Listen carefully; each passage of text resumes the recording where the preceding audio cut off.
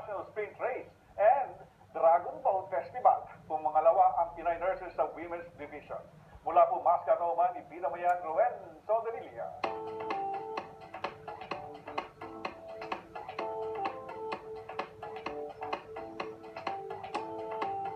Mahigit 2 buwang pinaghahandaan ng mga miyembro ng Mascot Stingray ang Oman International SUP Sprint Race and Dragon Boat Festival na dinayo pa ng paddlers mula sa iba-ibang bansa. It's been awesome. It's been so great participating with the other competitors, the other teams.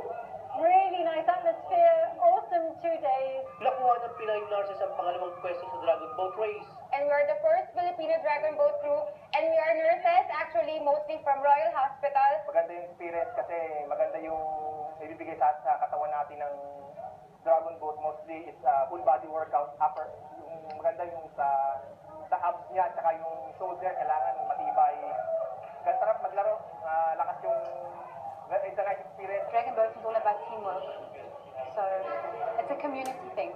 Anybody can join. Kaya naman laking tuwa ng grupo nang magbunga ang kanilang pagod. We've won the championship mixed category and corporate category.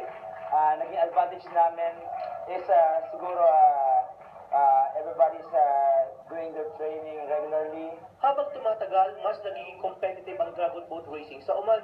These are new teams, and the teams here, Oman Dragon Boat in Oman is expanding. And we've got quite a lot of attendees, supported by local participants in this event here in Masana. Gives you a chance to recreate, take your mind out a lot of things you do. So professionally, we may not be athletes, but as nurses in our team, it's definitely a sport to try.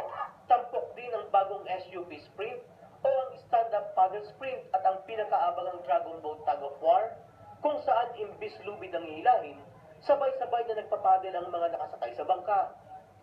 Rowen Soldevilla, ABS-CBN News, Mascot, Oman.